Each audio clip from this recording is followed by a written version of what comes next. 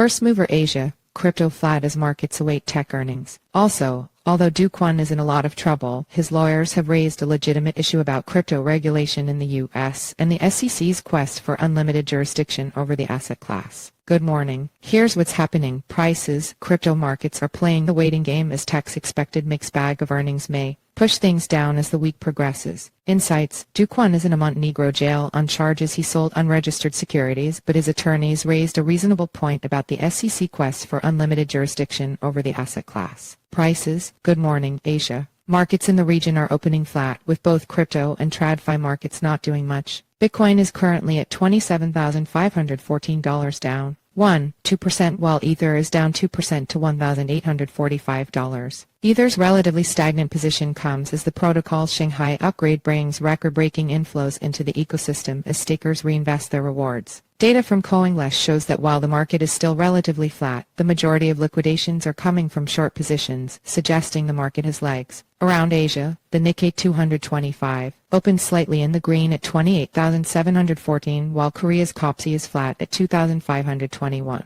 In the U.S., Wall Street is awaiting earnings from Microsoft and Alphabet, which are scheduled for April 25. Crypto remains tightly correlated with the Nasdaq, as CoinDesk reported earlier this month, which reiterates the narrative that it's another risk asset rather than a safe haven from economic malaise, thus making tech earnings as important as ever. Insights: Do Kwon has a point. Do Kwon is back in court in the U.S.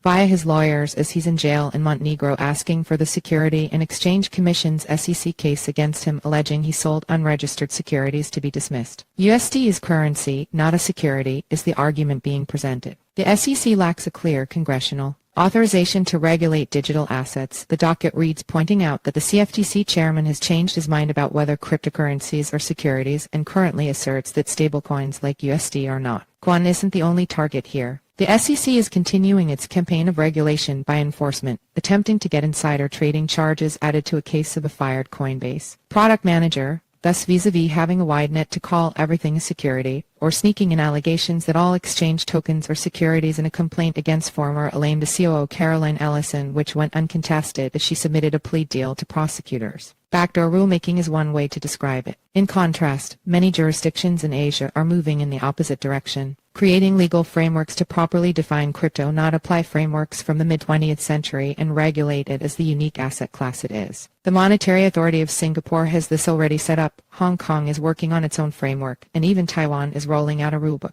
Kwon is no saint, and is in a lot of trouble after being caught in Montenegro with a fake passport, but his counsel is putting forward a good argument about crypto regulation in the U.S. and the SEC's quest for unlimited jurisdiction over the asset class. Perhaps in his fall, he'll create an important precedent for the future of crypto regulation in the U.S., and in the end, we'll thank him for accelerating a push for regulatory clarity. Important events. Consensus 2023 April 26-28 9 p.m. HKT/SGT 13, 0 UTC United States Housing Price Index MOM/Feb 1 p.m. HKT/SGT 14, 0 UTC United States New Home Sales MOM/March CoinDesk TV. In case you missed it, here is the most recent episode of First Mover on CoinDesk TV. Rep. Davidson on future of U.S. crypto regulation, Bitcoin slips for third straight day. Rep. Warren Davidson, R. Ohio, joined First Mover to discuss the future of U.S. crypto regulation and explain why he wants to restructure the Securities and Exchange Commission and called for the removal of SEC Chair Gary Gensler. This came as Bitcoin BTC is falling for the third straight day and touched a 24-hour low of $27,844.46. Pivon CEO Max Boonin and crypto is macro now economist Noel Aitken also joined the conversation. Aitken is also the former head of research at CoinDesk and Genesis Trading. Headlines: What to expect at Consensus 2023, from Solana phones to the future of U.S.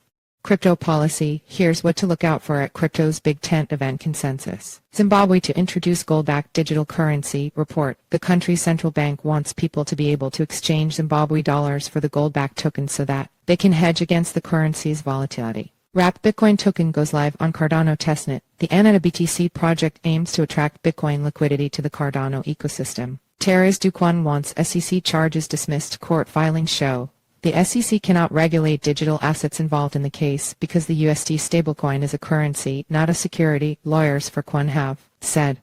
Bitcoin price may hit $100K by year-end, Standard Chartered Bank says. A report from the firm noted that the crypto winter is finally over and Bitcoin halving is set to be a positive catalyst for the price.